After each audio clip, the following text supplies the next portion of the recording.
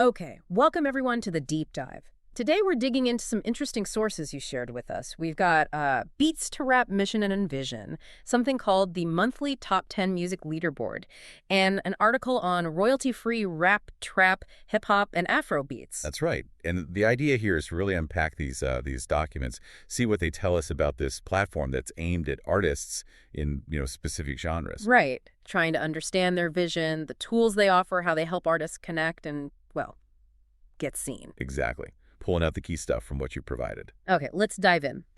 Looking at that mission statement source first, what's the big idea? What are they promising artists? Well, their core mission, it seems, is pretty ambitious, giving every artist and creator the power to, well, create, share their voice, connect, and even shape the future of music. They kind of boil it down to providing the beats, the tools, and the stage, for artists trying to make a name for themselves globally. And it's clear from the sources they aren't trying to be everything for everyone genre-wise. No, definitely not. The materials really emphasize specific sounds: hip-hop, rap, trap, Afrobeat, R&B, and reggae. That focus seems pretty central to who they are. Right, building a specific community. Yeah, seems like it. Okay, vision clear. What about the practical stuff, the tools? What do these sources say artists actually get to use? Sounds like more than just a website. Oh yeah, definitely. A really big piece, highlighted across the sources, is this royalty-free beats library. Okay. Which for independent artists is huge. It means they can get their hands on loads of high-quality beats: rap, trap, hip-hop, Afro beats, samples, instrumentals, reggae. Whole spectrum they focus on. Exactly. And the key thing is they can use these beats anywhere, forever. No complex licensing fees later on. That's a big deal. The sources also mention instant download, support, all that stuff. That royalty-free use anywhere part, that really stands out. And the article you sent mentioned different flavors of beats, too. It did, yeah. It breaks down the styles, like boom bap for that classic storytelling vibe, trap with the high-energy, heavy bass. It's lo-fi, which is more smooth, mellow, and even experimental stuff for artists pushing boundaries. So they seem to cover a lot of ground within their lane. All right, so the basic building blocks, the beats are there. But you mentioned tools. These sources talk about technology too, right? Oh. AI specifically. That sounds interesting. Yeah, this is where it gets pretty cutting edge. They're offering AI tools.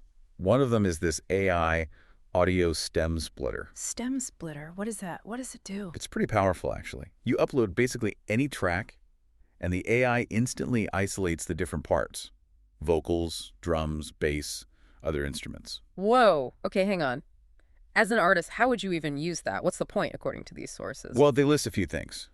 DJs could use it for remixes, obviously, making karaoke tracks easily, sampling bits of songs without needing the original separate tracks. Right, for production. Yeah, or just, creative production workflows. Yeah. And they make it accessible. You get one free split, or studio quality, they say, every 24 hours. No account needed, even. Really? That easy? Seems so. And the numbers mentioned, over 14,600 files processed, over 8,000 creators served. It suggests people are actually using it. It's meeting a need. Making that tech free, even just once a day, that lowers the barrier quite a bit. Is there other AI stuff mentioned? Yep. There's Valkyrie AI Mastering. They describe it as an autonomous, agentic AI expert. Agentic. Yeah, basically meaning it acts independently to achieve a goal.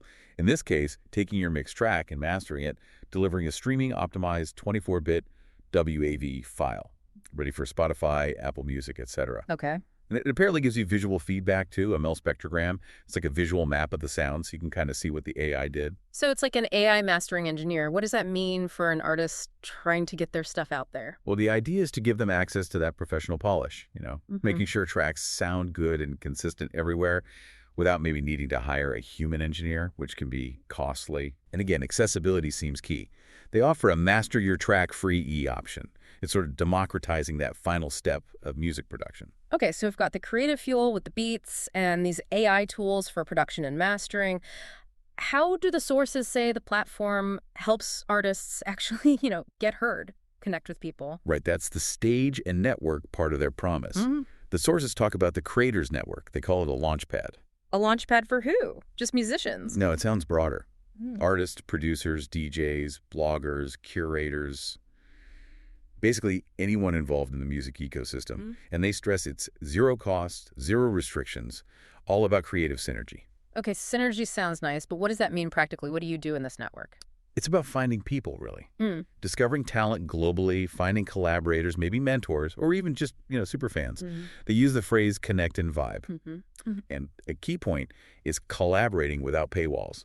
Collaborate unrestricted. Plus, opportunities for discovery, exposure, amplifying your career, essentially. Yeah. They say thousands are already in it. So it's trying to be an active community hub. That's the goal, it seems. Is there anything more direct? Like a way to just show off your skills quickly? Yes, there's the freestyle platform. That's a specific feature where artists upload a 30-second freestyle video. 30 seconds, that's it. Yep, the challenge is literally, you've got 30 seconds to blow minds. Short, punchy. And how does doing that get you noticed? Well, your video goes onto a specific freestyle leaderboard. Getting recognition comes from people upvoting it, sharing it, climbing that leaderboard within the community. It's a very direct performance showcase. Wow. And that brings us to the leaderboards in general, which the sources really focus on, especially the main monthly top 10 music leaderboard. Yes, that source you shared goes into detail. It covers a bunch of genres, right? Not just freestyle. Correct. Separate leaderboards for hip-hop, rap, trap, freestyle rap, Afrobeat, R&B and soul, instrumentals, samples, and reggae. It's meant to highlight the hottest tracks on the platform each month. Okay, hottest. But how do they measure that? How do you get on the list? The source explains it pretty clearly. They calculate a score for each track based on performance metrics. And crucially, it breaks down the weighting. Weighting? How so? Downloads carry the most weight, 40% of the score. Then streams are 30%, likes count for 20%, and views are the remaining 10%. Wow, okay.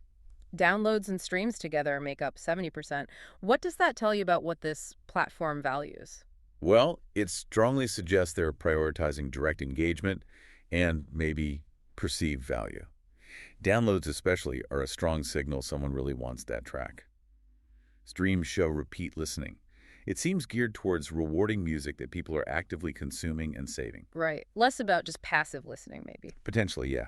More about active support. So if I'm an artist on there, how do I play the game? How do I climb based on those rules? The source is pretty direct about it. Yeah. Upload your music, obviously. Then share your public page, your track links everywhere, far and wide, as they put it. Get the word out. Exactly. And encourage your fans to actually go to the platform and stream, like download, and support your tracks there. It's about driving that specific engagement. And the leaderboard itself is live. Updates during the month. It runs on Pacific time, U.S. time zone. And if you make it to number 1, what's the prize, essentially? Visibility, mostly. Big visibility. Winners get featured on the platform's homepage for a whole month. Okay, that's pretty prominent. Yeah, and they also get featured in 2 blog posts during that month, so it's a significant spotlight within that community. Looking at the examples in that leaderboard source, you see tracks like an Inquisi in hip-hop, Murder Boy in trap, The Reasons I Love You in R&B, straight drop beat for instrumentals. It shows people are using it across those genres. Absolutely. It shows the system is active, artists are competing, and those different scenes they catered to are represented and trying to get that top spot based on those specific metrics. Okay, so let's pull this all together. We've looked at the mission, the beats, the AI tools, the network, these leaderboards. Thinking about all this, based on the sources you provided, what does a platform like this really mean? For listeners, for artists, for the music industry, maybe? I think what these sources really show is it's an example of how platforms are trying to give independent artists a more complete toolkit.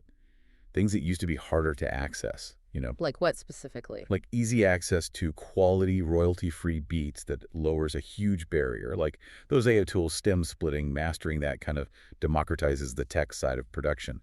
And then the network and leaderboards provide built-in ways to connect and gain exposure. It's about putting more control, more power directly in the artist's hands. It feels like a direct answer to how tough it can be for independent artists to just get started and get noticed online. Exactly. These sources paint a picture of like a self-contained ecosystem.